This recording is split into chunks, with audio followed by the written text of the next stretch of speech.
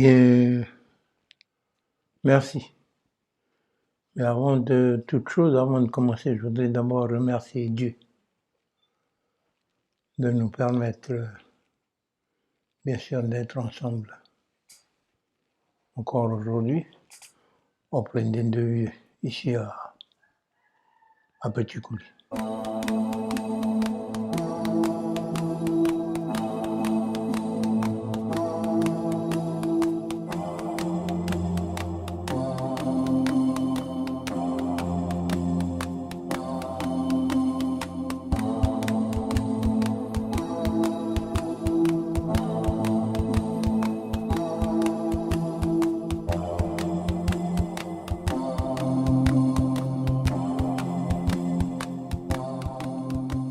Ce qui m'a beaucoup incité au retour des deux vieux, c'est depuis déjà les années 81. Je dis toujours Dieu merci à M. Mitterrand. Pourquoi? Parce que c'était à l'époque de la présidence, qui était à la présidence. Donc c'est grâce à lui, bien sûr, qu'il a fait la mise en place de l'office foncier, l'office des terres en Calédonie, qui à l'époque, bien sûr, a provoqué, bien sûr, en 84, des événements de 84, suite aux assassinats et tout ça, à cause des revendications de terre. Et moi, ce qui m'a beaucoup travaillé, c'est en faisant un retour sur le passé, ce que mes parents, mes grands-parents m'ont toujours dit, raconter l'histoire du grand-père Ataï. Il s'est battu, il s'est donné la vie à cause des terres. Donc, c'est à cause de tout ça, c'est tout cela qui m'a beaucoup incité à faire des démarches auprès de l'État pour que, bien sûr, on puisse le rapatrier au pays. Car, comme je le sais, d'après les dires, qu'il a été décapité et envoyé en France. Lui et son sorti. Et donc, puis aussi, beaucoup suite à mon retour de Genève en 2006, parce que j'ai participé à Genève en 2006 pour la mise en place des écrits sur le droit des peuples autochtones. Et ça m'a beaucoup travaillé parce que, bien sûr, après les articles sont sortis un an après, en 2007. Et donc, ça m'a beaucoup travaillé aussi. Pourquoi? Parce que sur l'article 10, c'est écrit...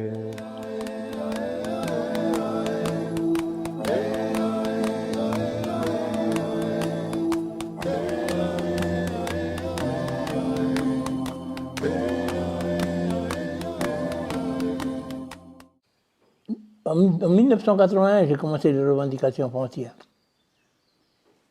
Les revendications foncières, elles ont commencé à la région de La Poix à cause de quoi? C'est bien à cause des deux vieux. Le vieux s'est révolté à cause des terres qui ont été cédées gratuitement dans le Bas-Saramé, à Panwari. Chez les plans, là.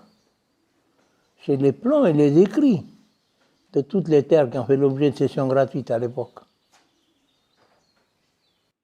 C'est ça qui m'a beaucoup travaillé.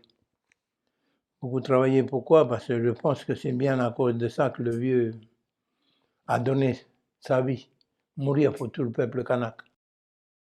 Parce qu'il savait pertinemment que ça allait arriver comme ça, quoi.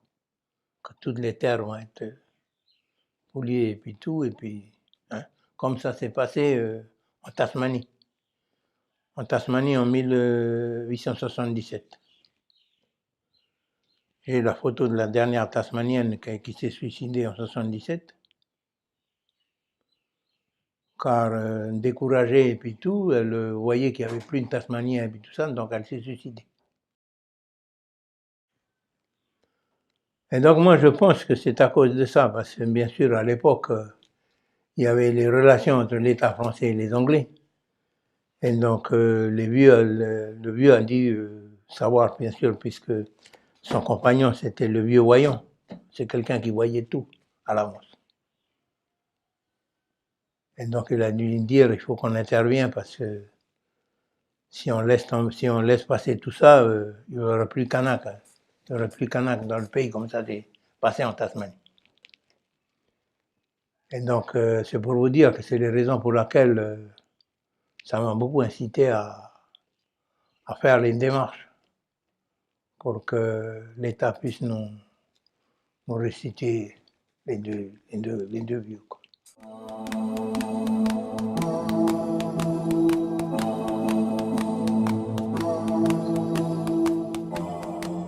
Vous savez, d'abord, comme je l'ai dit tout à l'heure, je dis Dieu merci. Parce que au moins ils en parlaient. On sait au moins qu'il y a des gens qui me contestent. Mais la chose que j'ai à leur dire, c'est que, bien sûr, maintenant on me conteste, mais qu'est-ce qu'ils avaient fait, eux, pour la restitution du crâne?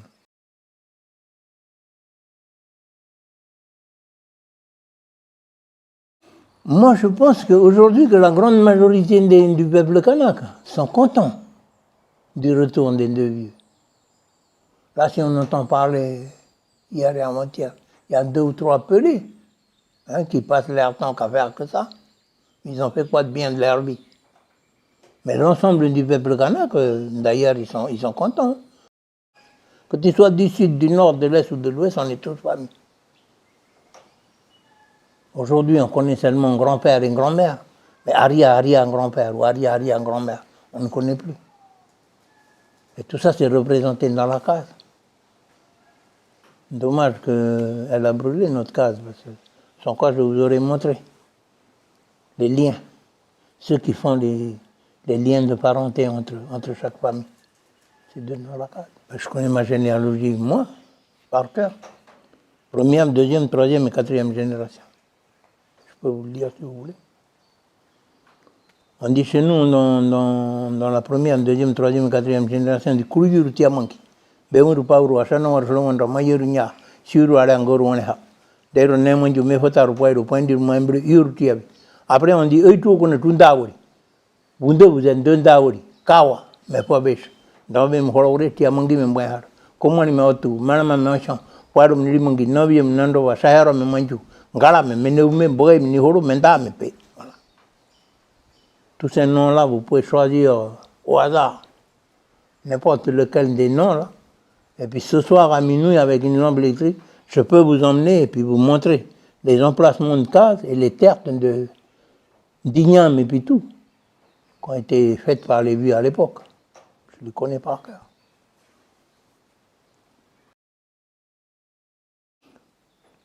Je le dis à plusieurs reprises dans des discussions, une grande réunion qu'on fait et puis tout ça. Je dis Dieu merci parce que il n'y a que nous seuls qu'on a fait un cadastre coutumier dans la région de la Foix. Tous les 8 pays, les 8 terres coutumières n'ont jamais fait ce travail. Et on a mis 9 mois pour la réalisation de ce travail, de cette carte. Tous les vieux qui étaient avec moi à l'époque sont tous décédés aujourd'hui. Il reste seulement un qui a 82 ans, il est là, à Petit Coulis. Et ça permet à chaque famille, chaque clan de connaître chez lui d'où il est originaire et puis tout ça. C'est quelqu'un qui ne connaît pas d'où il vient et puis tout, c'est moins qu'un oiseau. Vous savez? Quand on vous demande, t'es originaire d'où, toi? Ben, tu ne sais pas. Aujourd'hui, la grande majorité des enfants à nous, on leur demande, t'es d'où? Ben, ils disent, moi, je suis de la vallée d'Itia, je suis de la vallée des Colons. Ils ne connaissent plus leur origine chez eux. Leur sapin, leur cocotier et tout.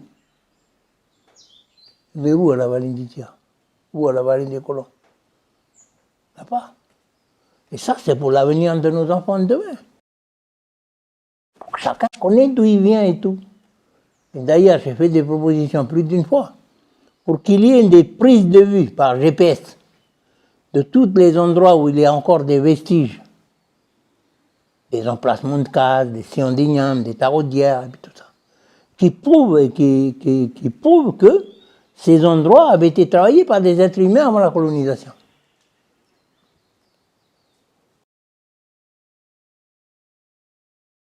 Ben, la grande majorité des gens étaient tués,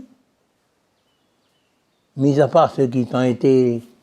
Il y a quelques centaines, quelques milliers de personnes qui ont été envoyées au détroit de Torres, en Australie, puis une partie aussi aux îles Gambier et à Tahiti. Mais il y en a eu aussi qui ont réussi à se barrer en pirogue vers les îles du Vanuatu. À Tanna, par exemple. À Tanna, on trouve beaucoup de familles d'ici qui sont à Tanna.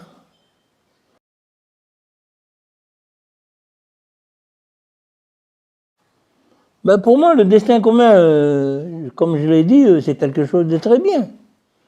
Seulement, il faut se respecter. Il faut se reconnaître les uns et les autres. Comme je l'ai dit là, sur l'article 10. Nul ne peut se réinstaller sans consentement préalable du peuple concerné de l'endroit. Aujourd'hui, on voit des lotissements, on voit des morcellements de terre et puis tout. On construit, on fait des routes et puis tout. Mais on détruit des endroits sacrés du peuple concerné de l'endroit. Les enfants et les arrière-petits-enfants de demain, comment ils sauront que oui, c'est là que venait faire, bien sûr, tel et tel, au niveau de la coutume, nos vieux et puis tout ça. Moi, la chose que j'aimerais aujourd'hui, c'est que, bien sûr, qu'il y ait une discussion entre les peuples du pays et puis ceux qui occupent actuellement les terres par rapport à la colonisation. Qu'il y ait une discussion et tout.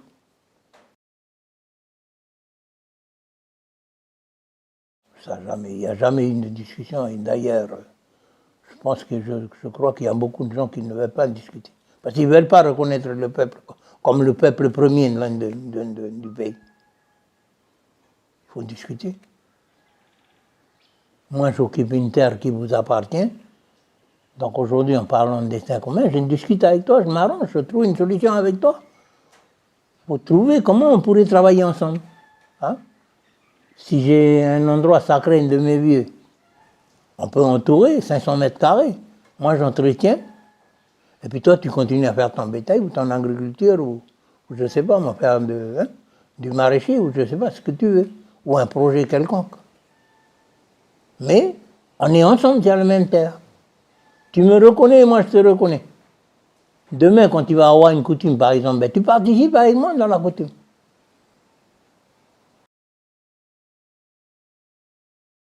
Il n'y a personne qui va être rejeté. Hein? Personne qui va être rejeté.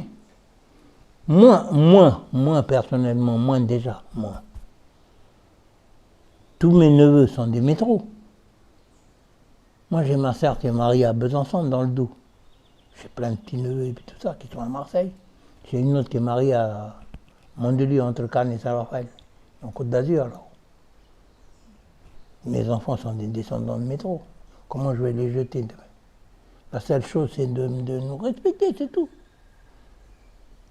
Mon papa l'a compris ça depuis déjà longtemps. En 1939-1945, malgré l'insurrection de 1878, il s'est porté volontaire, engagé pour mourir pour la France. Et Dieu merci, il est revenu. Voilà, ça tombe de l'autre côté, vous le voyez blanc là.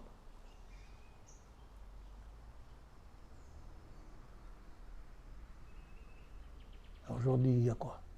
Il n'y a pas de mal. Je pense que papa, c'est une des personnes qui a le plus d'amis français. En Calédonie, puis en France. Moi, je dis, parce que je connais la France du nord aussi, de l'est à l'ouest. Je connais, il y a toujours quelqu'un qui le connaît. Partout. J'ai fait les Hautes-Alpes, les Bas-Alpes, les Alpes-Maritimes, les Gorges du Verdon, les Gorges du Tarn, l'Ardèche, la Haute-Savoie, Lac-le-Mans à Chambéry, en Haute-Savoie. J'ai fait une semaine de ski au Mont-Genève à Briançon, 3 jours de cheval à Sainte-Marie-de-la-Mer en Camargue. J'ai fait le pèlerinage militaire de Lourdes, des amis de partout.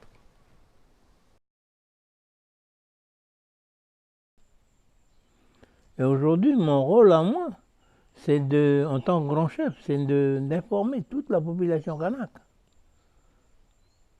de leurs droits sur nos terres.